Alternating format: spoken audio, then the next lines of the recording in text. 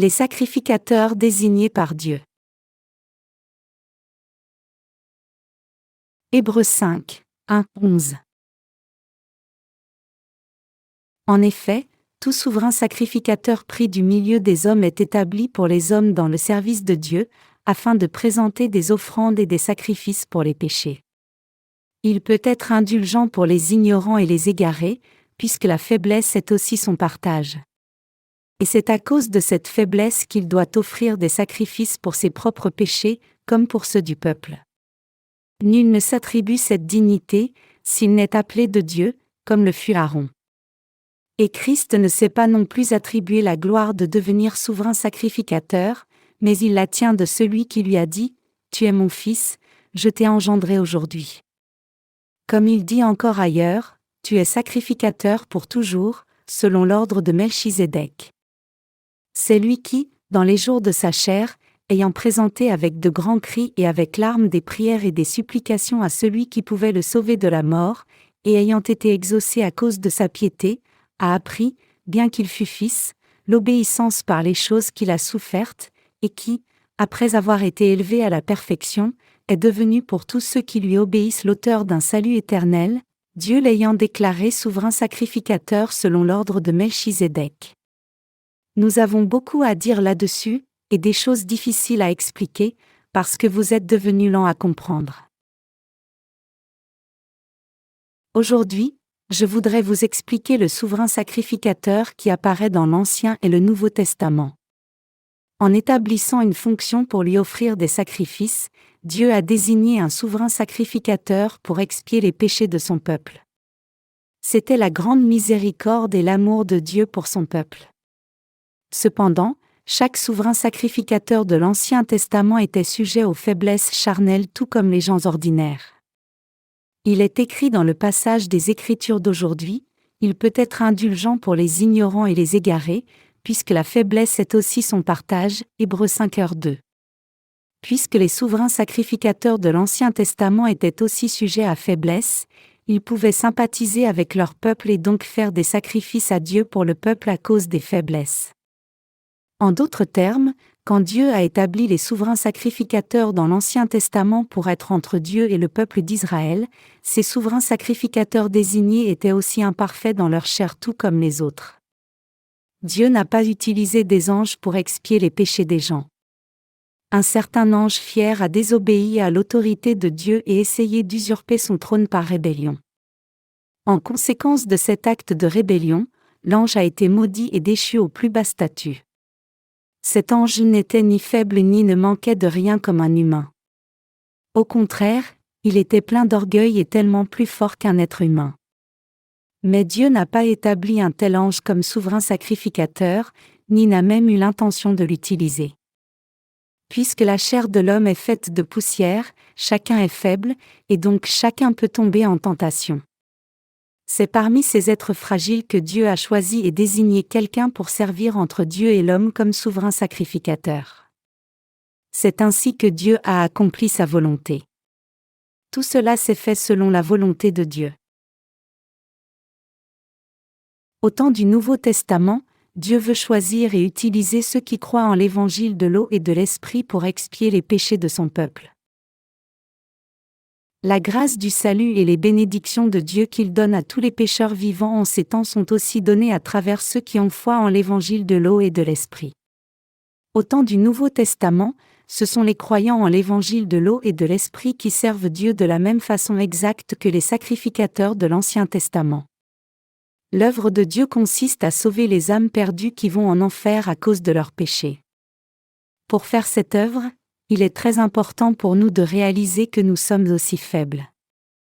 Que serait-il arrivé si nous croyant en l'évangile de l'eau et de l'esprit étions parfaits dans notre chair ? Il nous aurait été difficile de comprendre et de sympathiser avec les circonstances et limites de nos frères et sœurs dans l'Église, pour ne pas mentionner tous les pécheurs qui sont perdus. Après tout, chaque pécheur sur la terre est faible dans la chair. Mais même ces gens qui sont faibles dans la chair doivent être amenés à la justice de Dieu. Par contre, ceux qui cherchent la sanctification de la chair auront des difficultés à essayer de comprendre ce point. Ces gens vivent dans une grande confusion parce qu'ils ne comprennent pas les faiblesses fondamentales de la race humaine. Donc ils doivent découvrir la vérité du salut qui se trouve dans l'évangile de l'eau et de l'esprit. Jusqu'à ce qu'ils trouvent cette vérité, ils sont liés à vivre dans une plus grande confusion. C'est encore plus vrai parce qu'ils sont incapables de saisir la miséricorde et l'amour que Dieu leur offre. Par conséquent, ils ne peuvent que vivre un salut imparfait. Maintenant, en ce temps présent, l'œuvre de Dieu se fait à travers ceux qui croient en l'évangile de l'eau et de l'esprit. Dieu nous a ordonné de sauver tous les pécheurs de ce monde de tous leurs péchés en prêchant cet évangile authentique. Même si nous croyants en l'évangile de l'eau et de l'esprit avons des manquements dans la chair, Dieu peut toujours nous utiliser comme ses instruments par notre foi en son vrai évangile. Chacun qui vit dans ce monde a besoin de l'évangile de l'eau et de l'esprit. Tous ceux qui croient en l'évangile de l'eau et de l'esprit maintenant ont ce devoir de prêcher cet évangile à chacun dans ce monde. Dieu nous a ordonné de rendre un témoignage clair de sa justice à quiconque ne croit pas encore en l'évangile de l'eau et de l'esprit. En ce temps du Nouveau Testament, Dieu veut accomplir sa volonté à travers ceux qui croient en l'évangile de l'eau et de l'esprit de Dieu. Dieu veut amener son vrai salut au monde tout entier. C'est pour cela que nous cherchons si fort à amener chaque chrétien de ce monde à la foi en la justice de Dieu. Dieu fait que nous ses saints vivions par notre foi en sa justice. En ce temps présent, seuls ceux qui croient en l'évangile de l'eau et de l'esprit sont ceux qui ont la vraie foi aux yeux de Dieu. Il est donc très important pour nous de sympathiser avec ceux qui n'ont pas encore reçu la rémission des péchés et nous soucier d'eux. Nous devons leur expliquer pourquoi ils ne peuvent que pécher de nouveau contre Dieu et leur enseigner comment recevoir la rémission des péchés. C'est aussi notre responsabilité de leur montrer qu'ils mènent leur vie de foi en vain et leur enseigner la bonne voie. Puisque dans le passé nos cœurs étaient aussi déroutés comme ces gens, nous les croyants en l'évangile de l'eau et de l'esprit sommes donc capables de sympathiser avec eux, et nous avons la capacité de les guider vers la bonne foi en prêchant l'évangile de l'eau et de l'esprit. Comme nous avons expérimenté ce que ces gens traversent maintenant, nous devrions tous pouvoir sympathiser à leur état et les servir avec sincérité. En tant que ceux qui croient déjà en la justice de Dieu, nous devrions pouvoir prêcher l'évangile de l'eau et de l'esprit à ces nombreux pécheurs pour expier tous leurs péchés puis nourrir leur foi pour qu'ils puissent grandir par la parole de Dieu. Autrement dit, tous ceux qui ont encore du péché dans leur cœur devraient avoir une occasion d'entendre et de découvrir ce qu'est l'évangile de l'eau et de l'esprit auprès de ceux qui croient déjà en la justice de Dieu. C'est alors seulement que ces pécheurs peuvent recevoir la rémission des péchés. Nous ne pouvons pas être parfaits dans notre chair. Si les gens de l'Ancien Testament étaient parfaits dans leur chair, il n'y aurait pas eu besoin qu'ils offrent des sacrifices d'animaux à Dieu pour recevoir la rémission des péchés chaque jour. Donc nous devons nous rappeler de nos propres faiblesses aussi souvent que nous le pouvons. Et à partir d'un tel éveil, nous devons avoir de la sympathie pour les pécheurs qui sont encore liés et tourmentés par leurs faiblesses et leur enseigner comment le Seigneur Jésus a expié tous leurs péchés et faiblesses. Nous devrions leur prêcher que Jésus-Christ qui nous a donné l'évangile de l'eau et de l'esprit est le Sauveur qui a transcendé toutes nos faiblesses et nous a apporté le salut parfait. Dieu veut travailler à travers ceux qui croient en sa justice.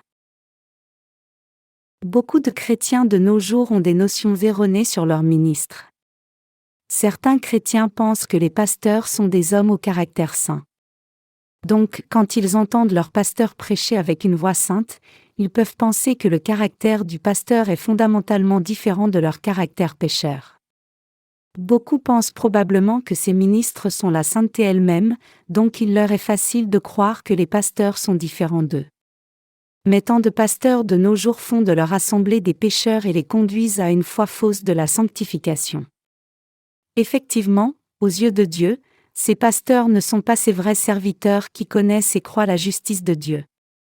En d'autres termes, ces ministres ne sont pas ceux qui ont été sauvés de tous leurs péchés en croyant en l'évangile de l'eau et de l'esprit. Ils sont donc incapables de prêcher à tous ceux qui sont sujets aux faiblesses de la chair l'évangile qui les justifie dans la justice de Dieu. Ils hypnotisent juste leurs disciples pour croire à tort qu'ils peuvent recevoir la rémission des péchés en faisant des prières de repentance d'une certaine façon chaque jour. Cependant, À travers les authentiques serviteurs de Dieu qui croient en l'évangile de l'eau et de l'esprit, Dieu a travaillé dans la vie de beaucoup de gens pour qu'ils reçoivent la rémission des péchés une fois pour toutes. Il est donc très important de tous saisir ici que Dieu a fait ses ouvriers à partir des vrais croyants en l'évangile de l'eau et de l'esprit et leur a confié son œuvre de servir les faibles et les ignorants. Le problème cependant c'est qu'en ce temps présent, même les gens charnels qui n'ont pas encore reçu la rémission des péchés une fois pour toutes sont au service comme pasteurs. Puisque ces faux pasteurs servent sans comprendre ni croire l'évangile de l'eau et de l'esprit, ils sont fondamentalement incapables de remplir leur ministère. Comment un pasteur qui est lui-même un pécheur peut-il intercéder pour quelqu'un d'autre ? Ce sont seulement les croyants en l'évangile de l'eau et de l'esprit que Dieu a établi dans son ministère qui peuvent accomplir son œuvre spirituelle. Et c'est dans sa providence que Dieu travaille à travers ces vrais croyants. Nous avons tous été faits à l'image et ressemblance de Dieu, et maintenant que Dieu nous a sauvés par l'évangile de l'eau et de l'esprit, il nous utilise comme ses instruments de justice. Puisque Jésus-Christ est notre Sauveur et Seigneur, il était plus que capable d'accomplir son œuvre de salut pour expier tous nos péchés parfaitement par l'évangile de l'eau et de l'esprit. Dieu a suscité des gens faibles comme nous comme ses serviteurs afin de sauver son peuple de tout péché. Tout cela est arrivé par l'amour et la grâce de Dieu. Strictement, seuls les faibles peuvent suivre la justice de Dieu, non les forts. Cependant, certains frères et sœurs pensent toujours à tort qu'un serviteur de Dieu devrait être saint extérieurement, ne faire aucune erreur, et être autoritaire, ne réalisant pas que quiconque croit en l'évangile de l'eau et de l'esprit peut devenir serviteur de Dieu. Certains chrétiens voient leur pasteur en des termes charnels à cause de leurs préjugés. Ils ont la notion erronée qu'un pasteur est parfait et sans reproche, comme les petits-enfants pensent qu'un enseignant n'a jamais tort. Si Dieu avait fait ses serviteurs à partir de ceux qui sont parfaits dans leur chair, personne ne pourrait devenir serviteur de Dieu. C'est parce que tout le monde est faible, y compris ceux qui sont désignés comme serviteurs de Dieu. Vos dirigeants dans l'Église ont aussi beaucoup de faiblesses puisqu'ils sont aussi fragiles que vous, mais en dépit de cela ils peuvent faire l'œuvre de Dieu parce qu'ils ont entendu le vrai évangile de l'eau et de l'esprit dans la parole de Dieu, y obéissent, et y croient. Un vrai dirigeant spirituel connaît très bien ses propres faiblesses, et c'est précisément pour cela qu'il peut conduire tant de gens sur la bonne voie aux yeux de Dieu en mettant toute sa confiance dans la justice de Dieu seul. Trop de pasteurs de nos jours prétendent être saints et compatissants devant leur assemblée alors qu'ils sont eux-mêmes pleins de manquements devant Dieu. Donc lorsqu'ils donnent un sermon, ils prêchent à leur assemblée de se repentir.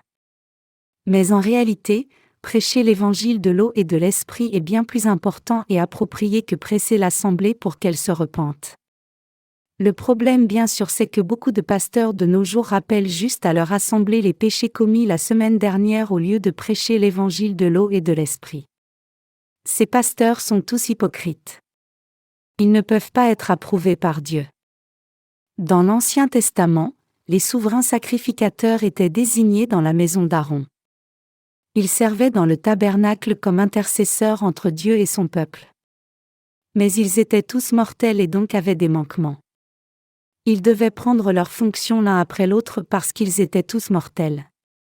Par contre, Jésus est venu sur la terre comme souverain sacrificateur du royaume des cieux et notre Sauveur, et il est parfait et vit éternellement. Dieu a suscité Jésus-Christ comme intercesseur entre Dieu et l'humanité.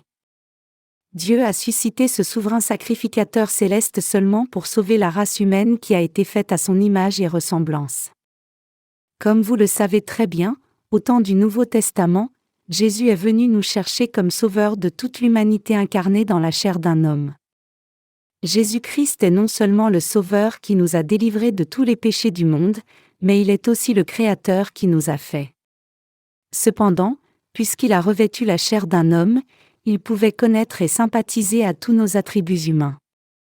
C'est pour cela que Jésus, qui était un homme et Dieu lui-même en même temps, a été baptisé par Jean-Baptiste afin de porter tous nos péchés une fois pour toutes comme notre Sauveur. Au temps de l'Ancien Testament, le souverain sacrificateur pouvait transférer tous les péchés annuels de son peuple sur l'animal sacrifié le jour de l'expiation en posant ses mains sur sa tête pour tous les Israélites. De même, Jean-Baptiste, un descendant d'Aaron et représentant de toute l'humanité, Luc 1h5, Matthieu 11h11, pouvait aussi transférer tous les péchés du monde sur Jésus en le baptisant. En tant que souverain sacrificateur du royaume des cieux, Jésus s'est offert lui-même une fois pour toutes comme sacrifice éternel afin d'expier tous les péchés de son peuple ignorant et faible. Donc, la race humaine entière doit maintenant être sauvée de tous ses péchés en croyant en la justice de Jésus-Christ.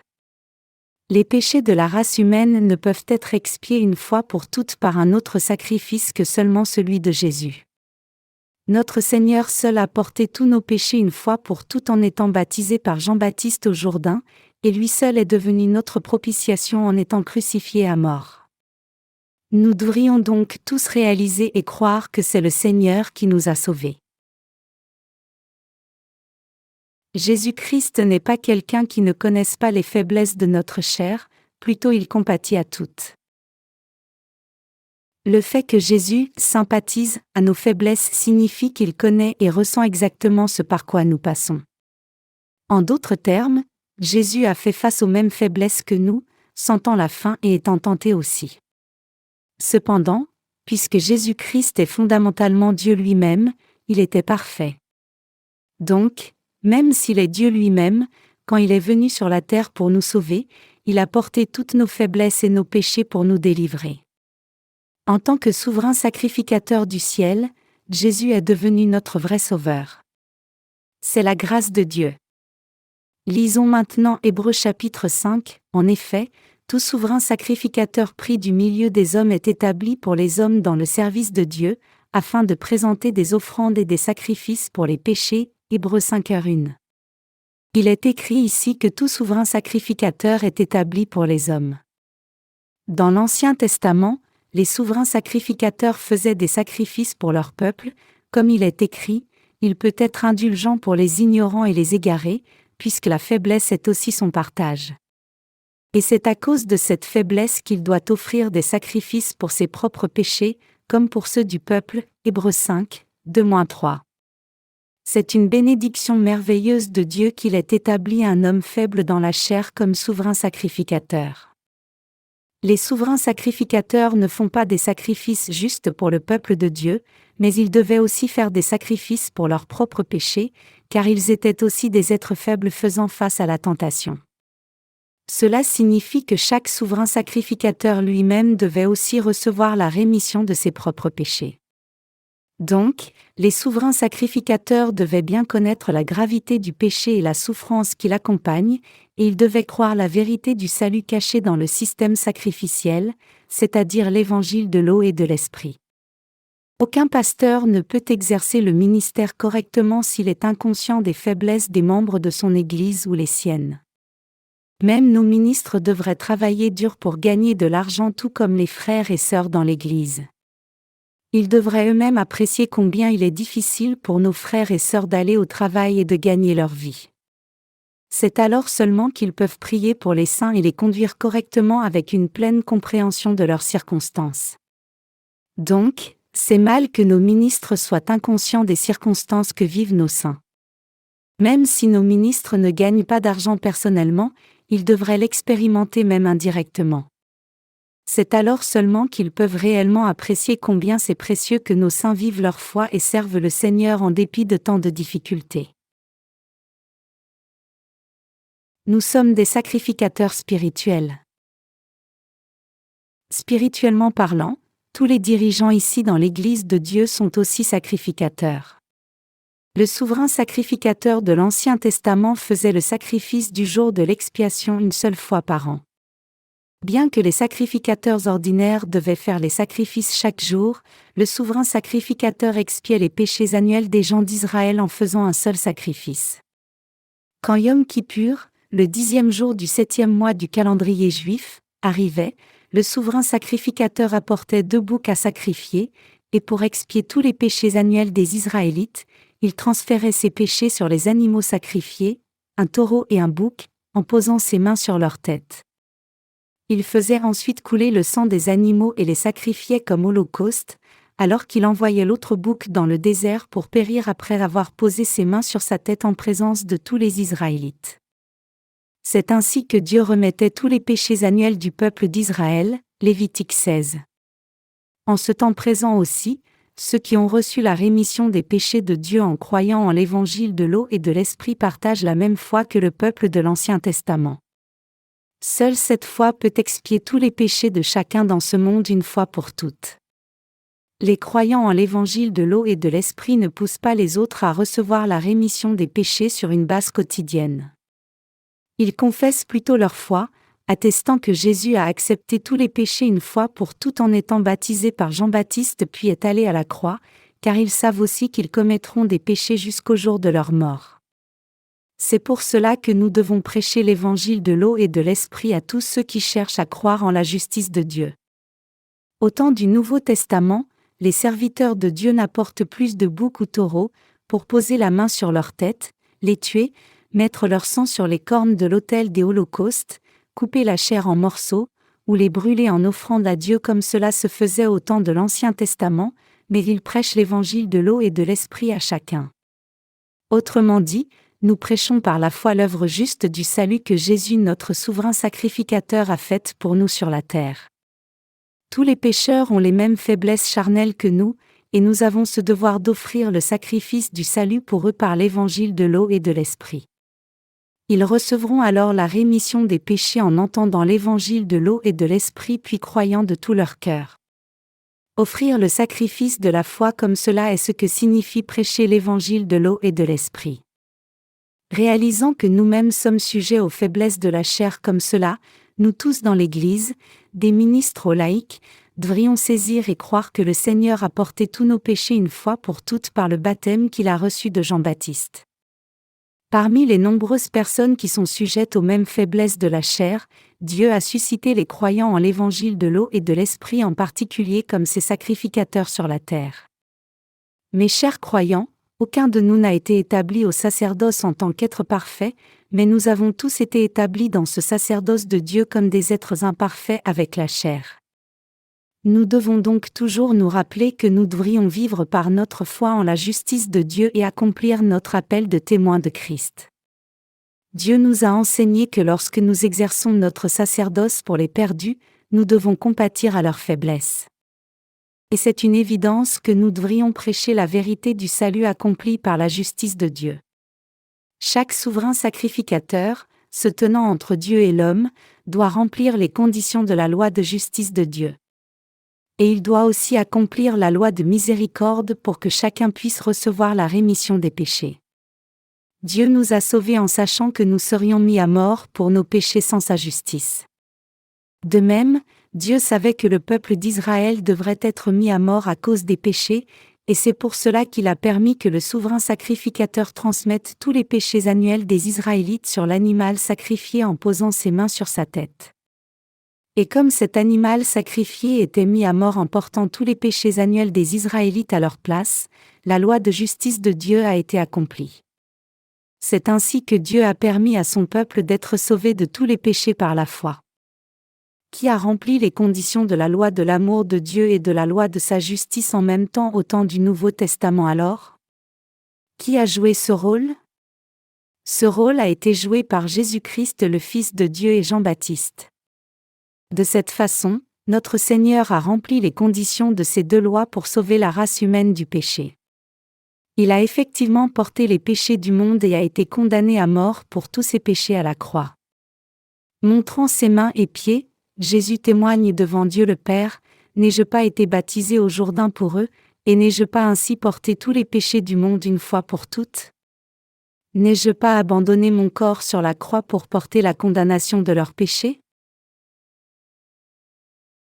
Quand vous prêchez l'évangile de l'eau et de l'Esprit à quelqu'un, vous devez aussi sympathiser avec la personne. Nous avions aussi les mêmes faiblesses que tout être humain, mais le Seigneur nous a sauvés. Nous devrions saisir et croire qu'en étant baptisés par Jean-Baptiste, notre Seigneur a porté et enlevé non seulement nos péchés mais aussi tous les péchés de chaque pécheur, et qu'il a sauvé chacun de tous ses péchés une fois pour toutes. Si nous étions trop dans le jugement en faisant notre sacerdoce comme si nous-mêmes n'avions jamais commis aucun péché, et disions aux autres vindicativement, « Recevez la rémission des péchés », sinon vous irez en enfer, alors nous ne remplirions pas notre sacerdoce correctement. Quand le souverain sacrificateur faisait le sacrifice du jour de l'expiation pour amener la rémission des péchés au peuple d'Israël, il devait offrir un sacrifice pour lui-même d'abord. De même, quand nous prêchons l'évangile de l'eau et de l'esprit aux âmes perdues, nous devons toujours sympathiser à leur état, disant que nous aussi avons les mêmes faiblesses qu'eux. Et quand ils admettent qu'ils ont beaucoup de faiblesses, nous pouvons leur expliquer en détail concret comment Jésus a enlevé tous leurs péchés et les a sauvés. Ainsi, c'est quand nous prêchons l'évangile de l'eau et de l'esprit avec une pleine connaissance et sympathie que nos auditeurs nous trouvent plus convaincants, et quand ils partagent la même foi au même évangile que nous, c'est alors qu'ils sont vraiment sauvés. C'est ainsi que ceux qui écoutent l'évangile de l'eau et de l'esprit saisissent et croient en la justice de notre Seigneur. Et c'est ainsi qu'ils en viennent à louer la justice de notre Seigneur seul.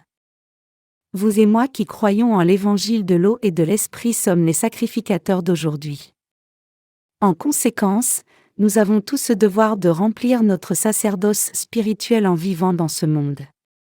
Vous et moi vivons dans nul autre but que remplir nos devoirs de sacrificateurs spirituels de ce temps présent. Comme sacrificateurs de Dieu, nous connaissons les faiblesses des gens, mais nous connaissons aussi la volonté de Dieu. Nous devons donc les conduire selon la volonté de Dieu, leur reprocher ce qui doit leur être reproché, les guider dans la justice de Dieu, et tolérer leurs limites.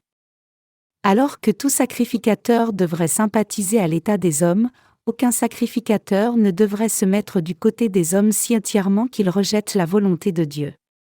Tout sacrificateur doit être d'abord du côté de Dieu, puis prêcher l'évangile de l'eau et de l'esprit aux perdus pour qu'ils reçoivent la rémission bénie des péchés comme Dieu le désire.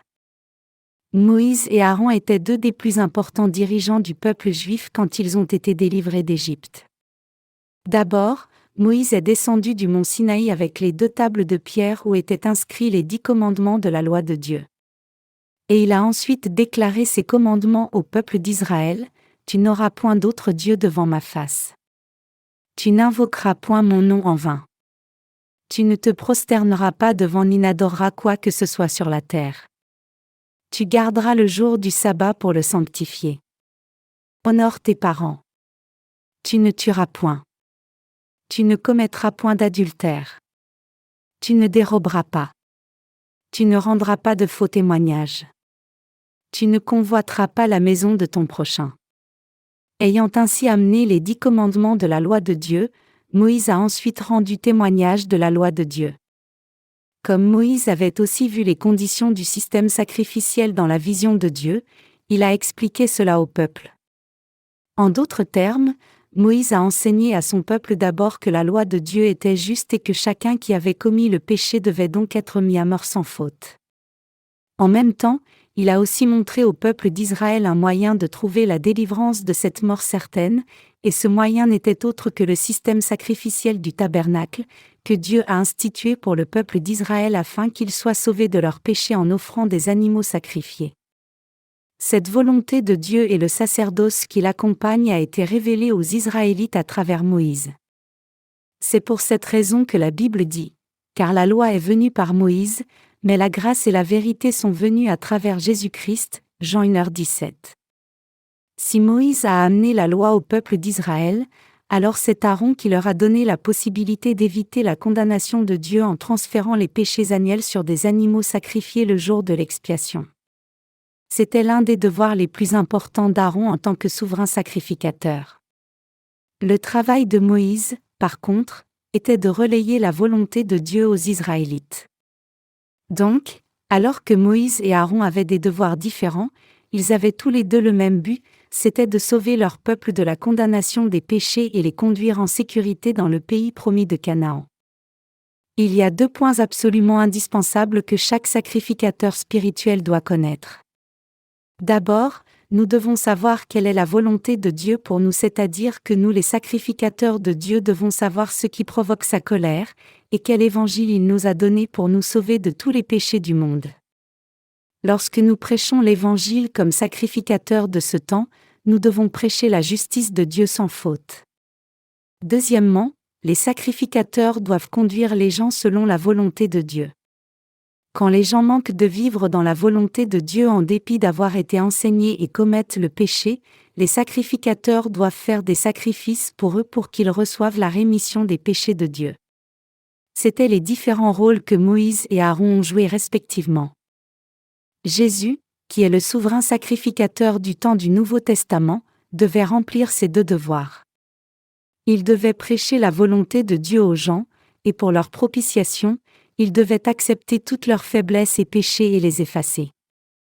Les sacrificateurs spirituels d'aujourd'hui doivent donc aussi prêcher la volonté de Dieu. Par conséquent, nous les sacrificateurs spirituels du temps du Nouveau Testament répondons aux questions suivantes. Quelle est la volonté de Dieu pour la race humaine, et pourquoi chacun doit-il croire en Jésus-Christ? Nous rendons témoignage de la vérité du salut aux âmes perdues en leur disant « Jésus-Christ a porté tous vos péchés une fois pour toutes en étant baptisé par Jean-Baptiste au Jourdain. » C'est pour quiconque vit dans ce monde que les justes vivants dans ce monde remplissent leur sacerdoce. Et c'est par la foi que tout croyant en l'évangile de l'eau et de l'esprit a reçu la rémission des péchés en ce temps présent.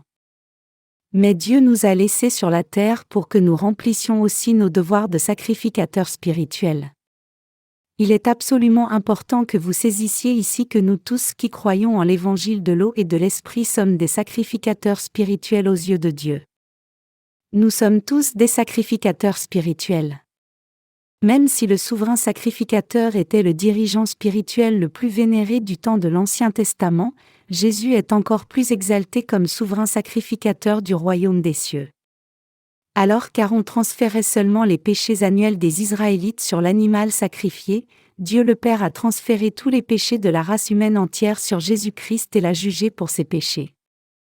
Comme nous croyons tous en cette vérité, nous sommes devenus de petits sacrificateurs aux yeux de Dieu et nous devons remplir fidèlement nos devoirs sacerdotaux.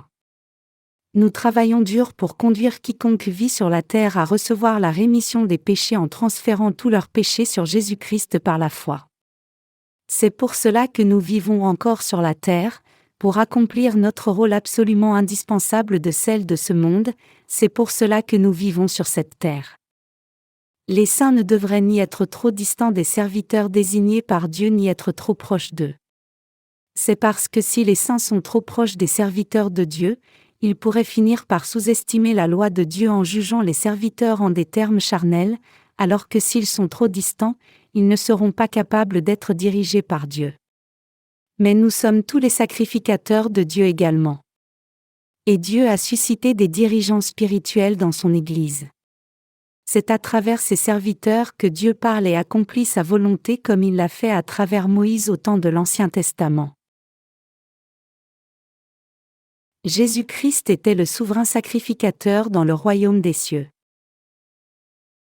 Relisons maintenant la parole de Dieu.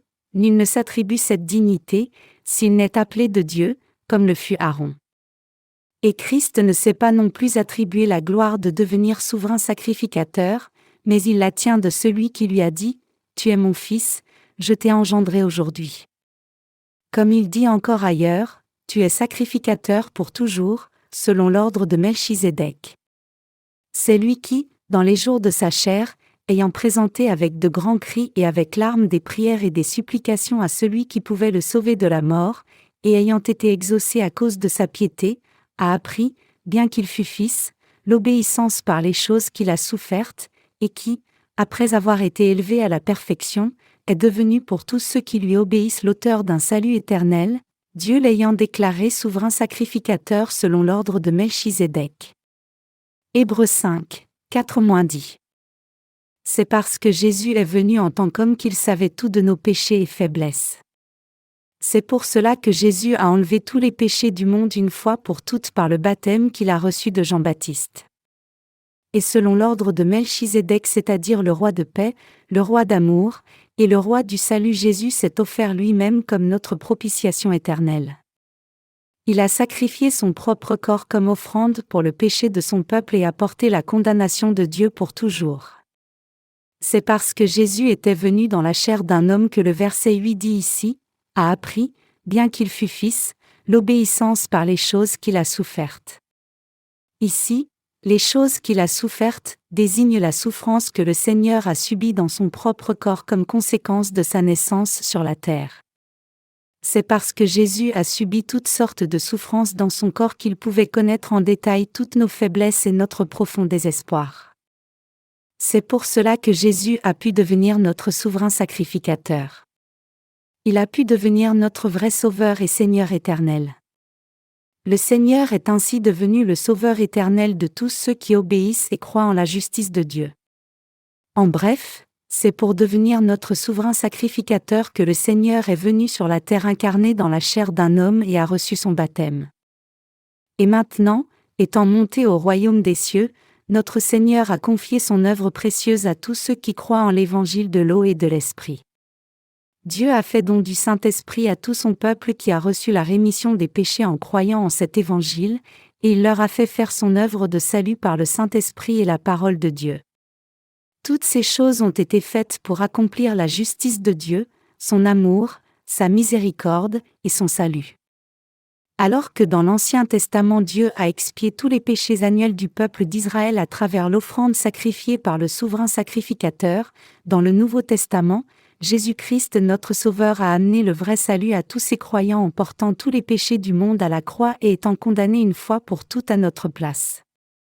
Dieu le Père a fait don du salut à tous ceux qui croient en la justice de Jésus-Christ pour qu'ils atteignent tout le salut parfait. Ces choses ont été possibles seulement pour ceux qui croient en l'évangile de l'eau et de l'esprit qui révèle la justice de Dieu. Donc il est absolument impératif de nous rappeler sans faute que Dieu nous a établis comme ses sacrificateurs en ce temps présent. Il nous a suscités, vous et moi, pour être ses sacrificateurs spirituels.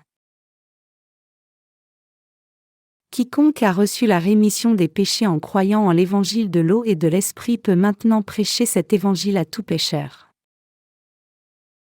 Il en est ainsi parce que nous croyant en l'évangile de l'eau et de l'esprit sommes toujours sujets aux faiblesses charnelles, et nous pouvons prêcher l'évangile de l'eau et de l'esprit à tout un chacun des pécheurs, et ainsi permettre à leur âme qui meurt écrasée sous les péchés de recevoir la rémission des péchés.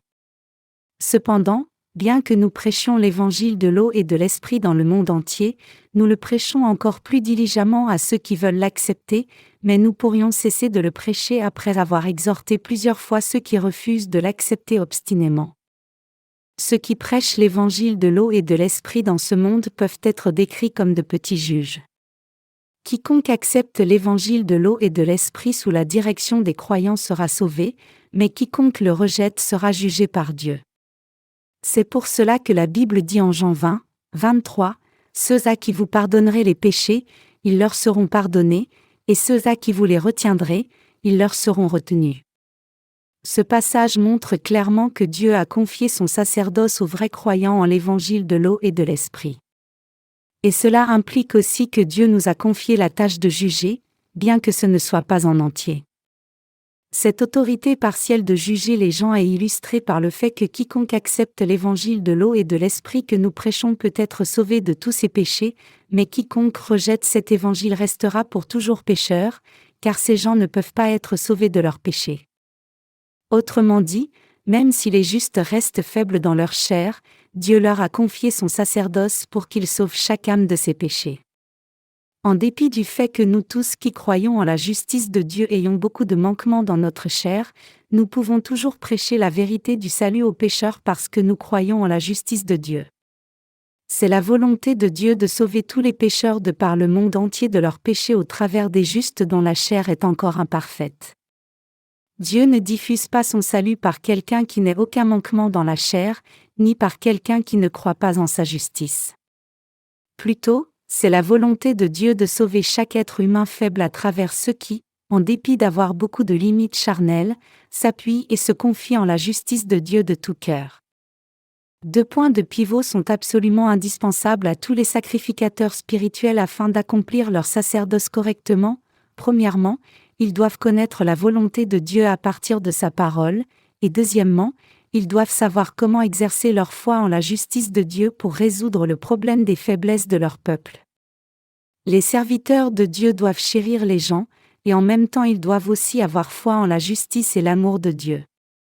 Si un sacrificateur ne s'intéresse pas à l'expiation des péchés des gens, et convoite plutôt les choses de la chair comme les fils de Samuel, alors ce sacrificateur a un sérieux problème. Ces sacrificateurs qui s'intéressent seulement à tirer avantage des gens pour s'enrichir ou exalter eux-mêmes seront certainement rejetés par Dieu. Tout vrai sacrificateur de Dieu doit vivre pour son peuple et la justice de Dieu au lieu de chercher ses propres intérêts privés. Qu'en est-il de vous alors? Remplissez-vous correctement votre sacerdoce? Exercez-vous votre ministère comme un vrai sacrificateur de Dieu? Le but dans lequel chaque sacrificateur existe dans ce monde est d'amener la rémission des péchés aux autres. C'est très important de saisir ici que nous sommes sur la terre non pour nous-mêmes, mais pour la cause des nombreuses personnes qui n'ont pas encore reçu la rémission des péchés. Nous devons donc accomplir nos devoirs sacerdotaux fidèlement pour que les autres soient aussi remis de tous leurs péchés. Combien sympathisons-nous réellement avec les gens quand nous prêchons l'évangile de l'eau et de l'esprit?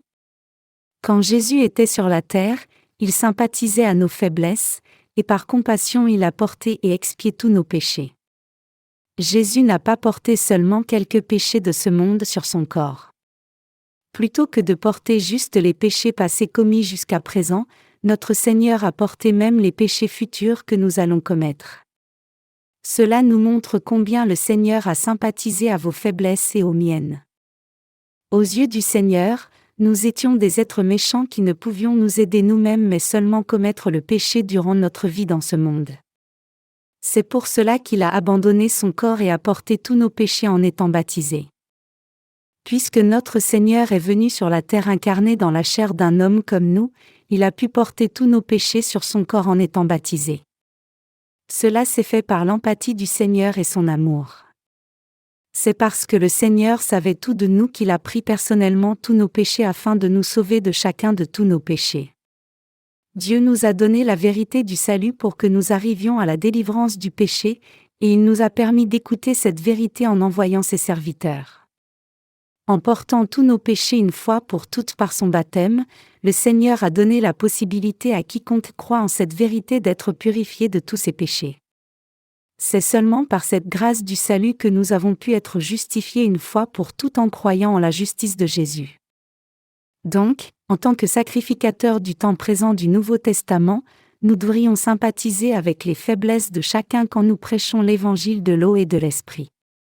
Bien que Jésus ait rejeté les croyants hypocrites comme les pharisiens et les a même appelés bande de vipères, il a aidé ceux qui avaient besoin de son aide et répandu sa grâce de la rémission des péchés sur eux.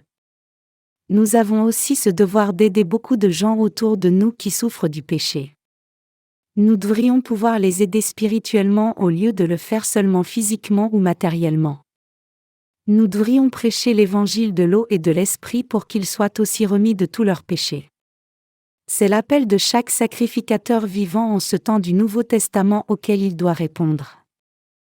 Jésus est notre vrai Sauveur qui a porté tous les péchés de ce monde une fois pour toutes et est devenu notre propitiation éternelle à la croix.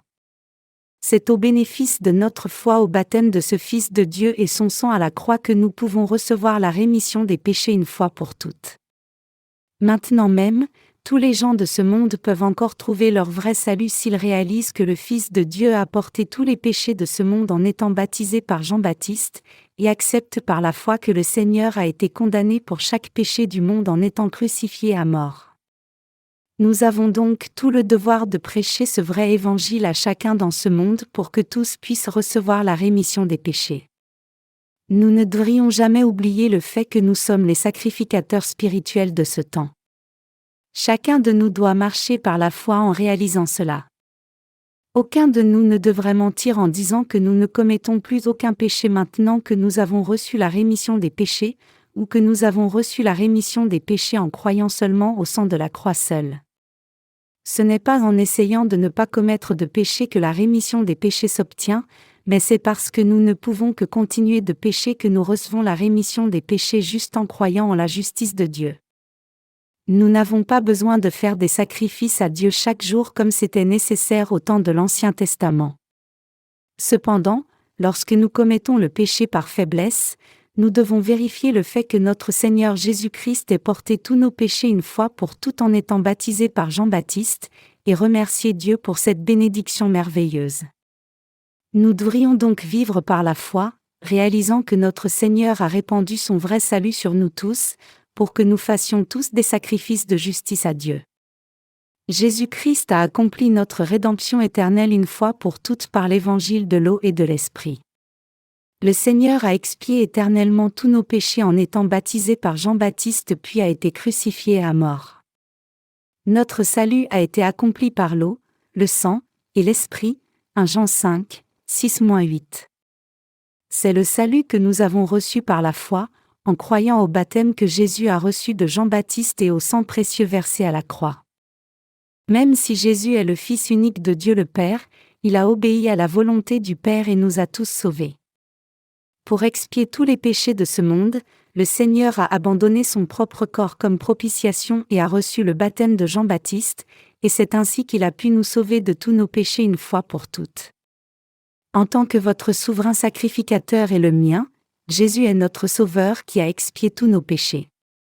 Vous et moi sommes donc les sacrificateurs qui croient et prêchent la justice de Jésus-Christ.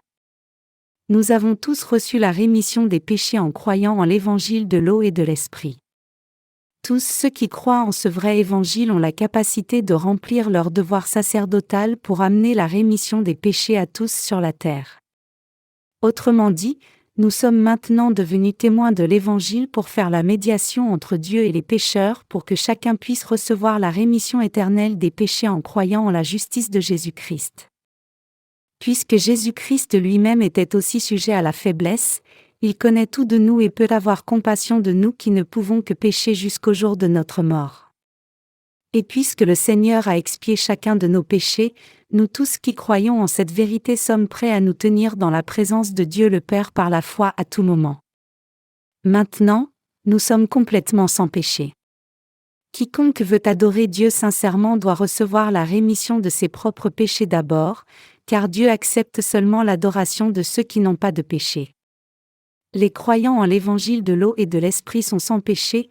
Tous ceux qui croient en l'évangile de l'eau et de l'Esprit peuvent adorer Dieu dans un état sans péché, car ils ont la parole du salut donnée par Dieu. Et ils peuvent dire à Dieu qu'ils n'ont pas de péché comme ceux-ci parce qu'ils ont foi en l'évangile de l'eau et de l'Esprit. Comme vous et moi croyons maintenant en l'évangile de l'eau et de l'Esprit, ce n'est autre que nous qui sommes les justes complètement sans péché. Avez-vous un péché? Les croyants en l'évangile de l'eau et de l'Esprit ont-ils du péché? Non, ils n'ont pas de péché du tout.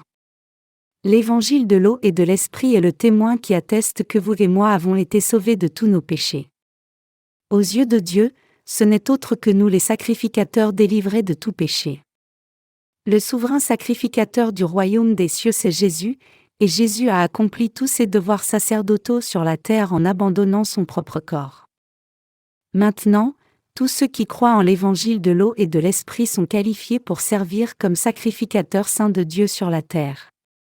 Réalisant cela clairement, nous devrions tous nous consacrer à prêcher l'évangile de l'eau et de l'Esprit et soutenir ce ministère pour le reste de nos vies pour être non seulement récompensés par notre Seigneur mais aussi sauver les âmes de leurs péchés.